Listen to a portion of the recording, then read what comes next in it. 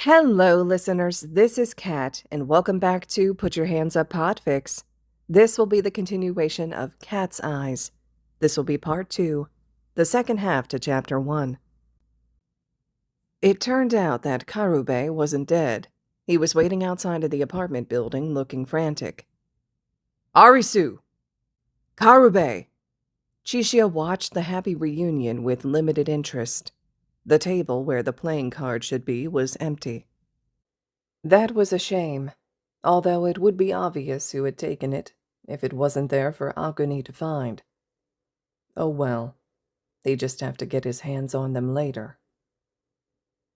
Karube, this is Chishiya, Arisu said. God, now he was trying to make friends. He helped me clear the game. He probably saved my life. I unscrewed a door and dropped it on someone. That's all. Chishiya shrugged. You what?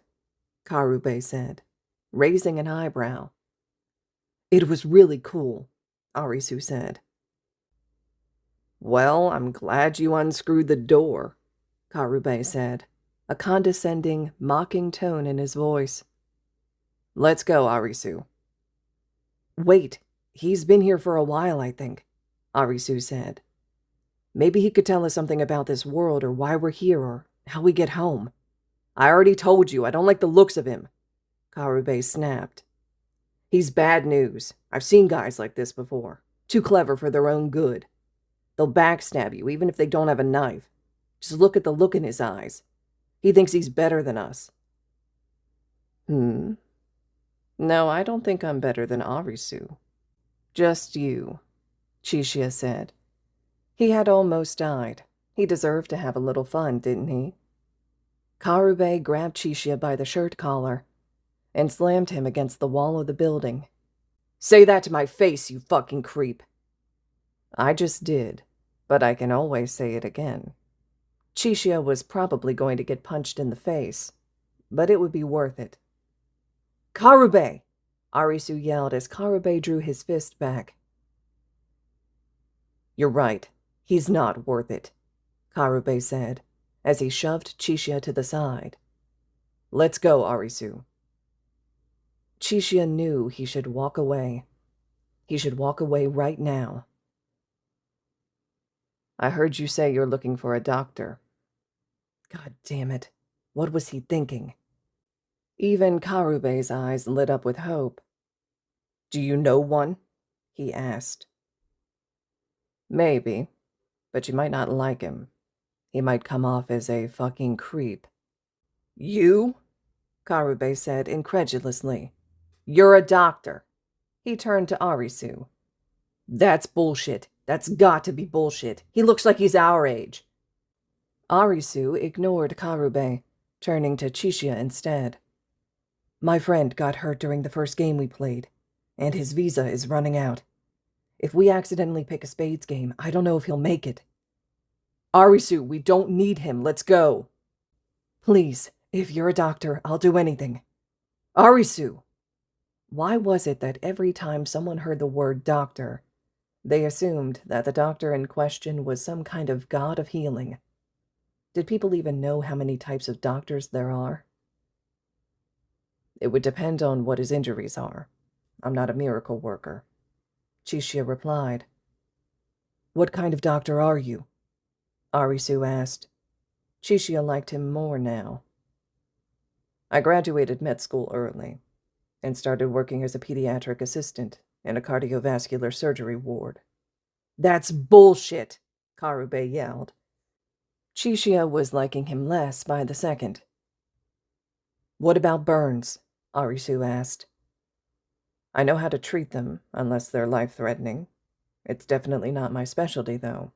I'd have to see them. We can take you to him right now. Arisu! Karube roared. Are you insane? We know nothing about this guy. He could be lying for all we know. He could murder us when we take him back to our camp. If it were you, Chota would be doing everything physically possible to help you. Don't throw this back on me. Just let me try. What makes you think this is a good idea, huh? I trust him. Why? I don't know, but I know we can trust him. Now this was interesting. Arisu had just made a critical mistake, putting his trust in someone who couldn't be trusted at all. Trusting any stranger right off the bat was bad enough, but someone like Chishiya, that was a major, major mistake. This is a mistake, Karube said, once again proving to Chishiya that he had the sharper instincts of the two. Letting Chota die is a mistake, Arisu argued. Fine, Karube snapped. But if this all goes to shit, then it's all on you, got it? I'll take that chance, Arisu said, before turning back to Chishiya. It's not too far from here. We have food and supplies, so you can take whatever you want. Arisu, are you shitting me? Just please try to help him. You're awfully trusting, Chishiya said. That sounded suspicious, Karube yelled. I'm desperate, Arisu said. Look, if there's anything you want that I can give you, I'll give you it. I'll keep that in mind, Chishiya said, ignoring the blaring question that statement brought up. What in the actual fuck was it that Chishiya wanted here? Even as he followed Arisu and Karube back to wherever their base was, he told himself this was a bad idea. But part of him didn't care at all. Chota had clearly been busy in the time his friends had spent away from him. Chishiya could tell from the flush on his cheeks that he had been engaging in certain activities, while his friends had risked their lives. Well, everyone needed a distraction, he supposed. Who is this? A woman demanded, most likely Chota's partner in crime. We can't take in every stray you come across. He's a doctor, Arisu said. Maybe he can help. He's a doctor? He looks like he's our age, Chota said. I guess some people are more successful than others, Karube said, bitterly, as if it were Chishiya's fault that the world wasn't fair. Let me see the burns, Chishiya said. Chota pulled down a blanket and some bandages. Chishiya had learned to keep a straight face when patients showed off their conditions, no matter how bad it was. It might not be the official cause of death, but Chishiya already knew that the burns might be what killed Chota. Is it bad? Chota asked. Moderately bad, Chishiya said. You're lucky. There are a lot worse places to be burned. Yeah, Chota said quietly. Your biggest concern is infection. That was a lie. Everyone's biggest concern was the games. It's a 3rd-degree burn. I can try to clean it, but since it wasn't cleaned right away, it's going to be painful, and maybe even futile. But if you want me to, I'll try. That would be nice, Chota said. All right. One of you start boiling some water. I'm going to need antibiotics, tweezers, bandages, or something that can be used as a bandage. Where the fuck are we supposed to get those? Karube exclaimed.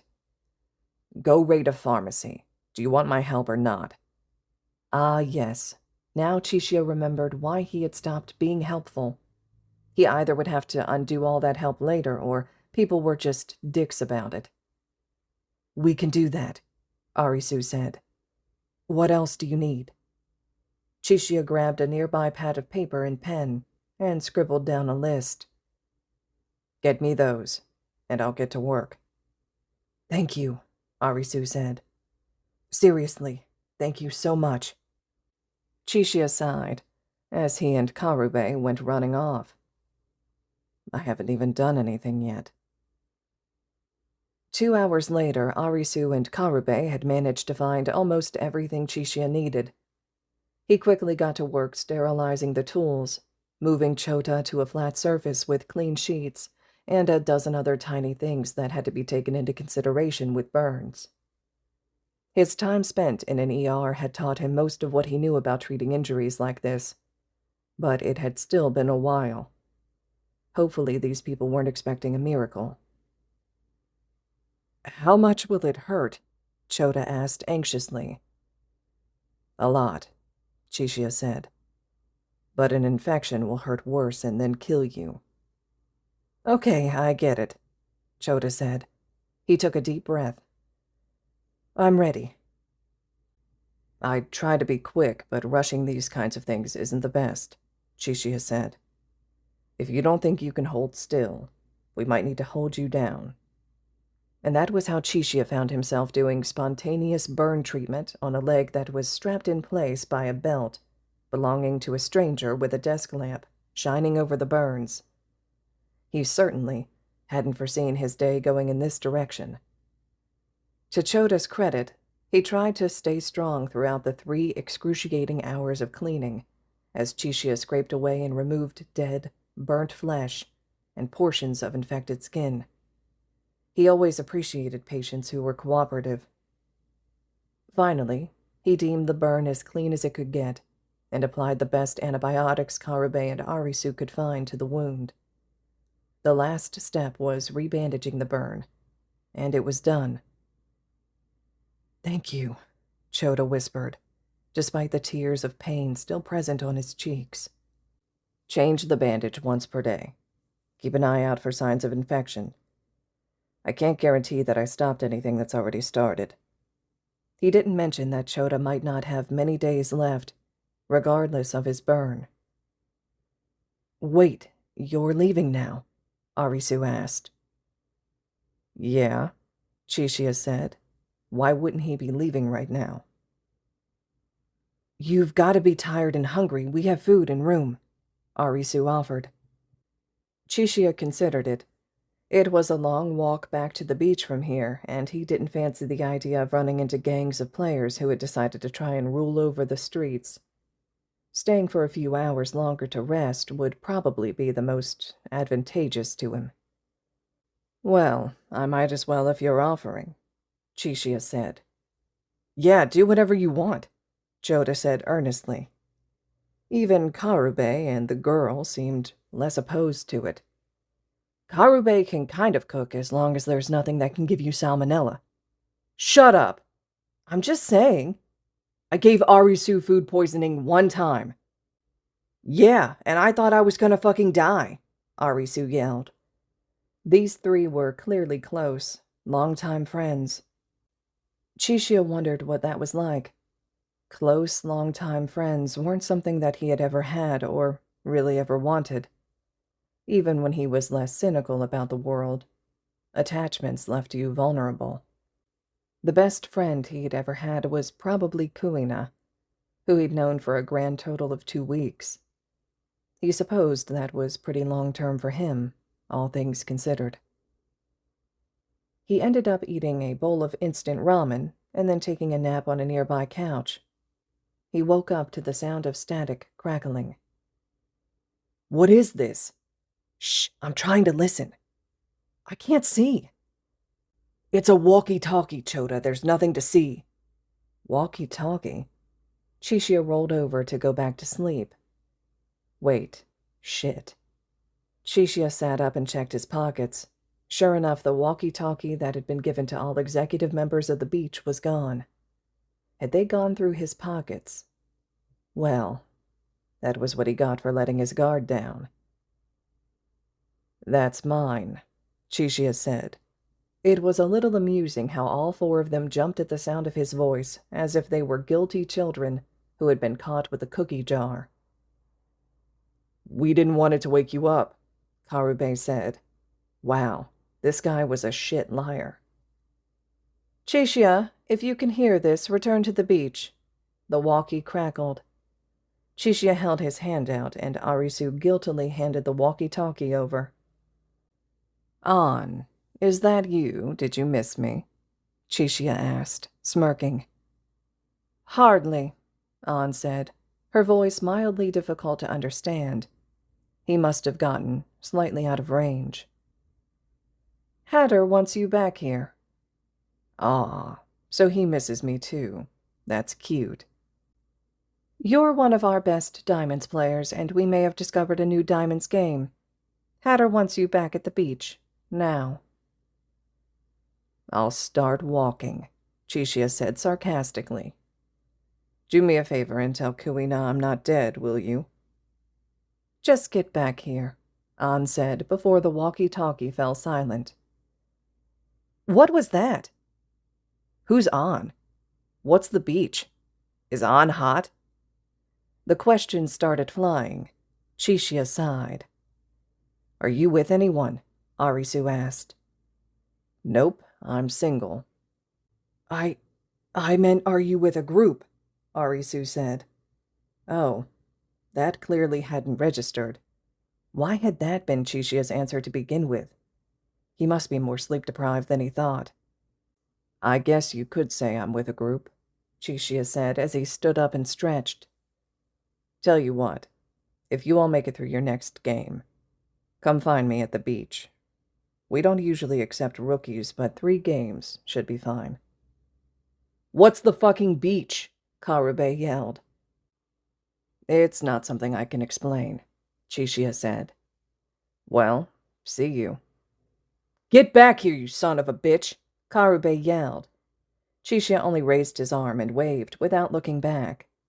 He made it all the way outside and onto the street before he was grabbed by the shoulder. Hey, Arisu said.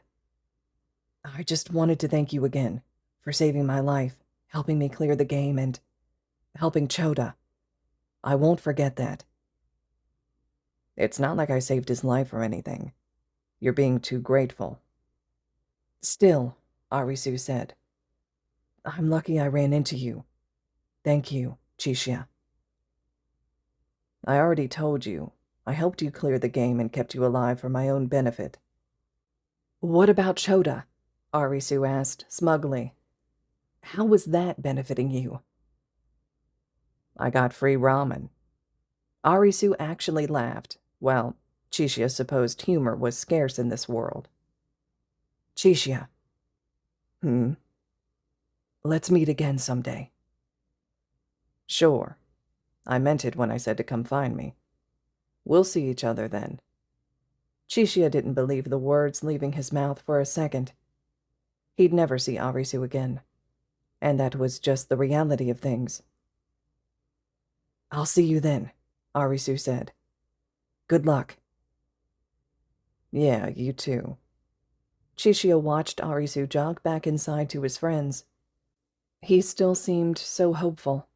Well, that hope would be stomped out before too long. It was only a matter of what died first, Arisu's hope or Arisu himself. But as he walked away, Chishiya had to admit that he wouldn't mind seeing Arisu again. Hope intact or not. He was just going to blame this sudden irrational behavior on the spades game. That had to be it. Hey, Chishiya said, as he walked up next to Kuina. Kuina whirled around and stared at him before punching him in the shoulder. It actually hurt. She was stronger than she looked. I thought you were dead, Kuina yelled. I was going to build you a little memorial shrine, and I would have gone through with it if An didn't walk by and say, oh, by the way, Chishiya says he's alive. Where the hell have you been? Making friends, winning games, treating a third-degree burn. I can't tell if you're lying or not. I know. Chishiya looked around at the normal club-like atmosphere of the beach. Anything interesting happen?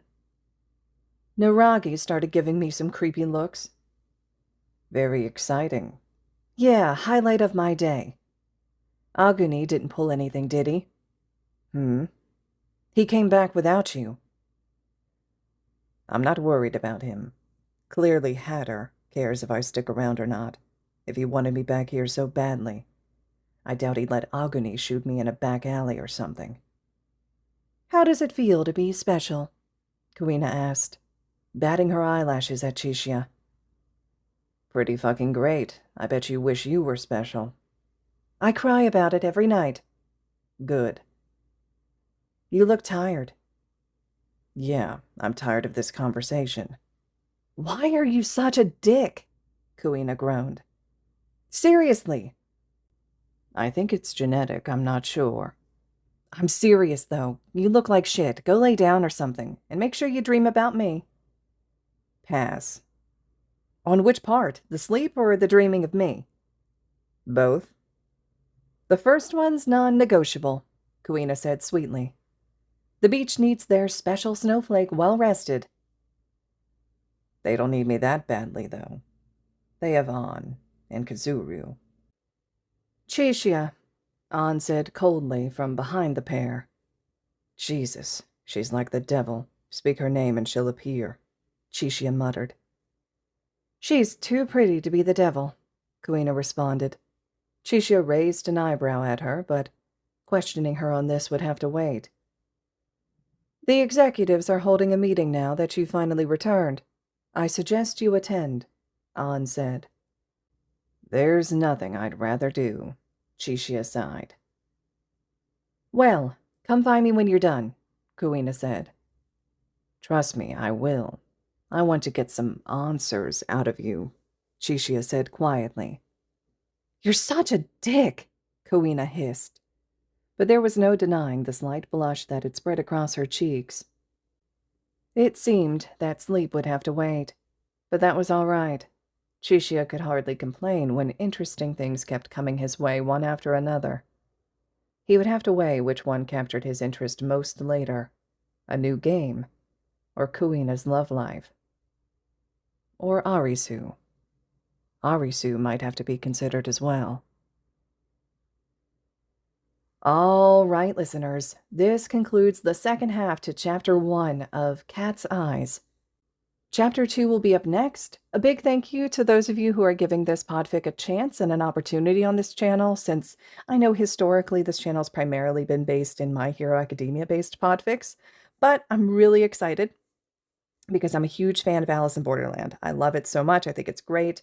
I love the game's environment that's built up, how much mystery is taking place throughout the story, a lot of the symbolism that goes on. But I really, really liked the dynamics between Arisu and Chishiya just in the original canon material, and to see the author develop this so that it switches around and makes Chishiya more prominent in Arisu's life. I think it's fantastic how the author puts this together. So drop your comments below for me. Let me know what you were thinking so far. And Chapter 2 will be up next. As always, thank you all so much for listening.